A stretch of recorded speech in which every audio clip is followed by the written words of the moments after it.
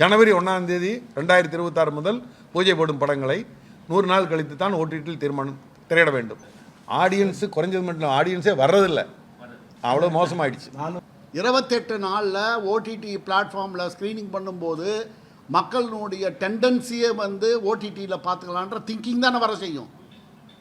அது நம்ம ஒரு சாரார் தொழிலே நம்ம முடக்கம் பண்ணுற மாதிரி ஆகி போகுது. இல்லை, திரையரங்குகளும் காலியாகி போகுது, விநியோகஸ்தர்களும் காலியாகி போகிறாங்கல்ல. இப்போ நாங்கள் விநியோகஸ்தர்கள் சார்பாக சொல்கிறோம், ஒரு படத்தை வந்து 4 கோடி 5 கோடி கொடுத்து ஒரு ஏரியா வாங்குகிறோம், 28 நாள்லேயே ஓடிடிலையும் இதுலேயும் போட்டுட்டோம்னா நாங்கள் போட்ட பணத்தை எப்போ வசூல் பண்ணுறது?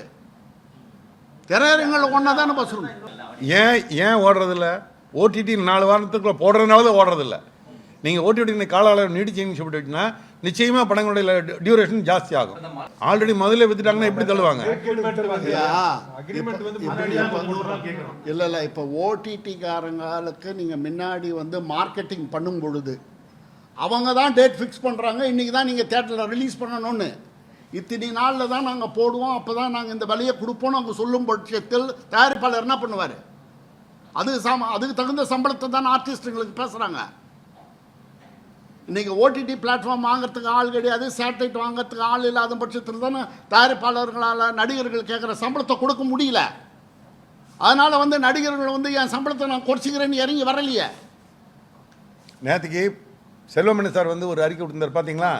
அதாவது ஓடிடி பிளாட்ஃபார்ம் சினிமாவுக்குள்ளே வந்ததுக்கப்புறம் தான் இண்டஸ்ட்ரி அழிய ஆரம்பித்தது. என்னென்னா அவங்க வந்த புதுசில் ஏராளமாக விலை கொடுத்தாங்க. விலை கொடுத்ததை வச்சு தயாரிப்பாளர்கள் என்ன பண்ணாங்க? நடிகர்களுடைய சம்பளத்தை அதிகப்படுத்திட்டாங்க. இப்போ கடந்த 3 மாதமாக எந்த ஓடிடி பிளாமும் எந்த படம் வாங்குறது கிடையாது. தயாரிப்பாளர் அந்த ஓடிடியில் படம் விற்கும் அப்படின்னு சொல்லி ஒரு சம்பளம் பேசி படத்துக்கு சம்பளம் கொடுத்து ப்ரொடக்ஷன் செலவு பண்ணி முடிச்சிட்டாங்க. இப்போ ஒரு அட்ட டைமில் எல்லா ஓடிடி தளங்களும் படம் வாங்குறது நிறுத்திட்டாங்க. இப்போ காப்பி ரெடி பண்ணி வச்சுட்டாங்க தயாரிப்பாளர்கள். பட்ஜெட் என்ன? பழைய விலையை அனுசரித்து பட்ஜெட் பண்ணி வச்சாச்சு. இப்போ இவங்க விலைக்கே வாங்குறதுக்கு வரல. இப்போ அந்த படங்கள்லாம் அப்படியே தேங்கி நிற்குது. உங்களுக்கு தெரியும், போன வாரம் வந்து அகண்டான ஒரு படம் வந்து ஒரு எப்படி ஃபைனான்சியல் கிரிட்டிசன்ஸ் வருது அந்த தயாரிப்பாளருக்கு? அவரால் விற்க முடியறதில்லை நினச்ச விலைக்கு. அப்போ ஆட்டோமேட்டிக்காக கோடிக்கணக்கில் டெபிசிட் வருது. கோடிக்கணக்கில் டெபிசிட் வரும்போது அவங்களால குறித்த தேதியில் வெளியிட முடியல. இப்போ தமிழ்நாட்டில் பெரிய நடிகர் நடித்தா ஏறத்தாழ 10 படம் ரெடியாகி காப்பி ரெடியாகி இருக்குது. ஓடிடி தளங்கள் வந்து விலைவாசி வராதனால, சேட்டலைட் விலைவாசி வராதனால வெறும் தியேட்டர்கள் மட்டும் பண்ணி அவங்களால வந்து அந்த படத்துகளை வந்து ரிலீஸ் பண்ண முடியல. என்ன காரணம்? ஓடிடி நம்பி இவங்க ஏராளமாக செலவுனா என்ன? ஒரு படம் வந்து 100 கோடி செலவாகுதுன்னு பட்டுனா 80 கோடி வரைக்கும் டெக்னீஷியன் ஆர்டிஸ்ட் வாங்கிக்கிறாங்க. 20 கோடி தான் அந்த ப்ரொடக்ஷன் காஸ்ட்டு. இவங்க அதை வந்து இந்த ஓடிடி தளத்தினுடைய விலை அனுசரித்து அந்த 80 கோடி வரைக்கும் கொடுத்து பழக்கிட்டாங்க. அதனுடைய விளைவு தான் இன்றைக்கி சினிமா இவ்வளோ ஸ்ட்ரகிளிங்கில். உங்களுக்கே தெரியும், கடந்த 2 மாதமாக தமிழ் படம் ஏதாவது படம் வந்திருக்கா? கிடையாது. ஒரு தீபாவளிக்கு கூட ஒரு பெரிய ஆர்டிஸ்ட் படம் வர முடியல. ஏன்னா ஓடிடிக்கார கண்ட்ரோல். தீபாவளிக்கு இந்த படம் தான் பண்ணணும், இப்படி தான் பண்ணுவாங்க. உதாரணத்துக்கு பொங்கலுக்கு வெளியாக வேண்டிய படங்களே அதெல்லாம் தீபாவளிக்கு வர வேண்டிய படங்கள். ஓடிடி தாக்கம் எங்களுக்கு 2025 பட்ஜெட் கிடையாது, நீங்கள் 26 தான் பண்ணணும்னு சொன்னங்காட்டி தான் மிகப்பெரிய நடிகர்களுடைய படமே வந்து போஸ்ட்போன் பண்ணி ரிலீஸ் பண்ணுறாங்க. ஆல்ரெடி கமிட்டட் மூவிஸ் நாங்கள் பேசின்னு இருக்கோம். அந்த பட்ஜெட் வச்சு படங்கள் எடுத்துட்டோம். இப்போ வந்து இதை கொண்டு போட்டால் எங்களுக்கெல்லாம் கஷ்டங்கள் வரும். அதனால் இதை கொஞ்சம் கால தாமதம் பண்ணலான்றது அவங்களோட சைடுடைய கோரிக்கை.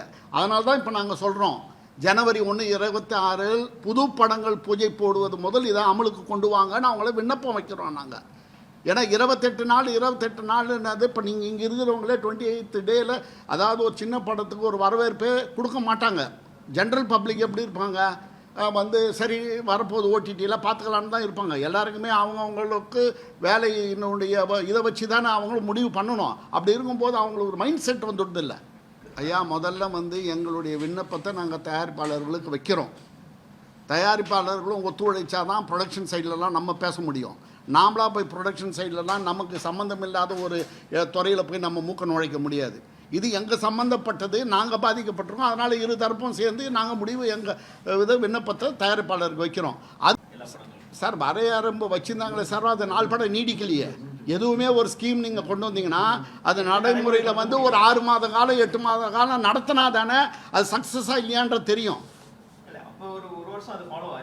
ஒரு வருஷம் ஃபாலோ பண்ணதுன்றது இல்லை சார். அவங்களுக்குள்ளேயே அது வந்து என் படம் முன்னே வரணும், இது பண்ணணும், சென்சாரில் பண்ணாத ரிலீஸுக்கு வர முடியாமல் அப்படி இருக்கும்போது அந்த ஸ்டாக்னேஷன் வரும்போது என் படத்தை முன்னாடி கூட இந்த படத்திலிருந்து ஒரு சிக்கல் வந்தது.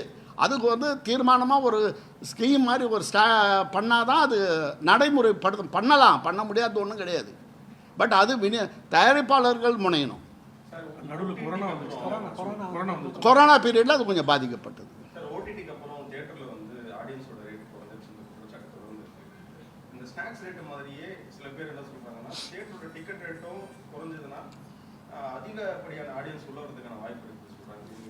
இந்தியாவிலேயே டிக்கெட் ரேட் கம்மி தமிழ்நாட்டில் தான். நீங்கள் அது தெரியுமா உங்களுக்கு? இந்தியாவிலேயே தமிழ்நாட்டில் மட்டும்தான் டிக்கெட் ரேட் கம்மி. இதை விட குறைச்சுன்னா தியேட்டர் நடத்த முடியும் இல்லைங்களா? தியேட்டருக்கு ஒரு செலவு சொல்லலாம். 150 ரூபா டிக்கெட்டு சார் 150 ரூபா டிக்கெட்டு கவுண்டரில் கொடுக்குறீங்க, கையில் வந்து டேக்ஸ் எல்லாம் போய் 114 ரூபா தான். அந்த 114 ரூபாயில தான் டிஸ்ட்ரிபியூட்டரும் தியேட்டர்காரரும் பங்கிட்டுக்கிறாங்க.